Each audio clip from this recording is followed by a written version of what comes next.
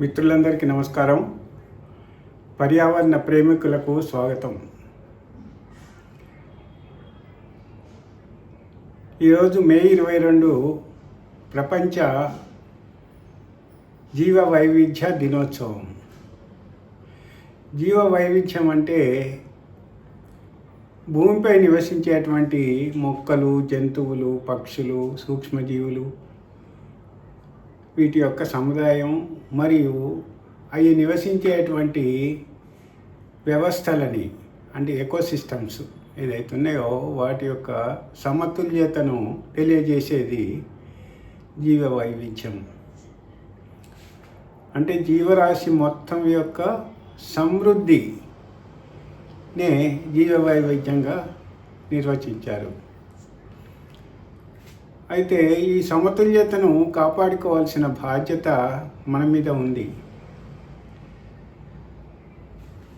ఈ జీవ వైవిధ్యం అనేది మన ఆరోగ్యాన్ని కొలిసేటువంటి థర్మామీటర్ లాంటిది.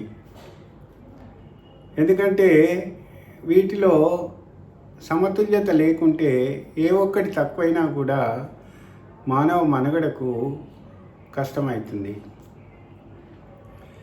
ఉదాహరణకి మొక్కలు మనకి కిరణజన్య సంయోగ క్రియ ద్వారా ఆక్సిజన్ అందజేస్తాయి. అదేవిధంగా ఆహారాన్ని అందజేస్తాయి మనకి.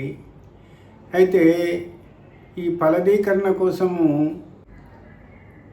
తేనెటీగలు మరియు అలాంటి ఇతర అయినటువంటి కీటకాలు అవసరమవుతాయి.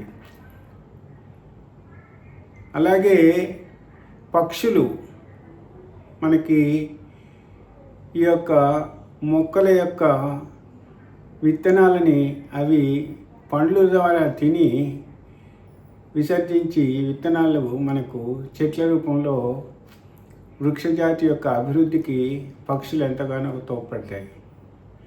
ఆ విధంగా మొక్కలు, పక్షులు, జంతువులలో మనకి ముఖ్యమైనటువంటిది రోజు మనకు అవసరమయ్యేటువంటి ఆవు పాలు ఎంత శ్రేష్టమైనయో మనకి తెలుసు. సో జంతువులలో కొన్ని క్రూర జంతువులు కూడా ఉన్నాయి. భగవంతుని యొక్క సృష్టి ఎంత విచిత్రమైందో చూడండి.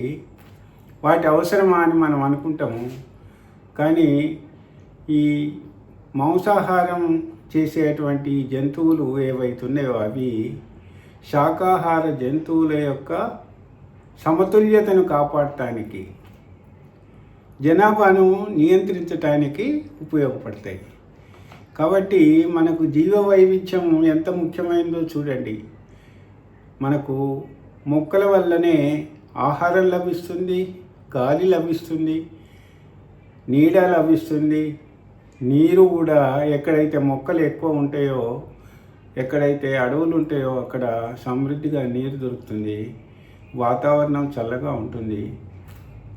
ఇప్పుడు ముఖ్యంగా మనము వాతావరణ కాలుష్యం వల్ల భూమి వేడెక్కటం, సముద్ర జలాలు వేడెక్కటం, ఈ అన్నిటి వల్ల మనకు ప్రకృతి వైపరీత్యాలు జరుగుతున్నాయి. ఈ ప్లాస్టిక్ కాలుష్యం కూడా భూమిని కలుషితం చేస్తున్నాయి, నదులను కలుషితం చేస్తున్నాయి, సముద్రాలను కలుషితం చేస్తున్నాయి, మనం త్రాగే నీటిని కలుషితం చేస్తున్నాయి. కాబట్టి ఈ కాలుష్యాన్ని నివారించి మనము జీవ వైవిధ్యానికి ఉపయోగపడేటువంటి ముఖ్యంగా అన్నిటికంటే ముఖ్యమైనటువంటి మొక్కలు మనమే కాకుండా పక్షులు, జంతువులు కూడా చెట్ల మీదనే ఆధారపడి బ్రతుకుతాయి. అడవులు ఎంత బాగా ఉంటే, ఎంత ఎక్కువ ఉంటే మనకు అంత వాతావరణం చల్లగా ఉంటుంది, వర్షాలు కూడా వస్తాయి. ఈ పక్షులకు, జంతువులకు, క్రిమికీటకాదులకు అన్నిటికీ నెలవైనటువంటి మొక్కలను మనం కాపాడుకుందాం. కనీసము ప్రతి మనిషి నెలకు ఒక మొక్కనైనా నాటి మనం భావితరాలకు ముందు మన పిల్లల భవిష్యత్తుకి, వాళ్ళ ఆరోగ్యానికి, వాళ్ళకి సరి అయినటువంటి ఆక్సిజన్ అందించడానికి దోహదపడేటువంటి మొక్కలని పెంచుదాము, జీవ వైవిధ్యాన్ని కాపాడుదాము. జై హింద్.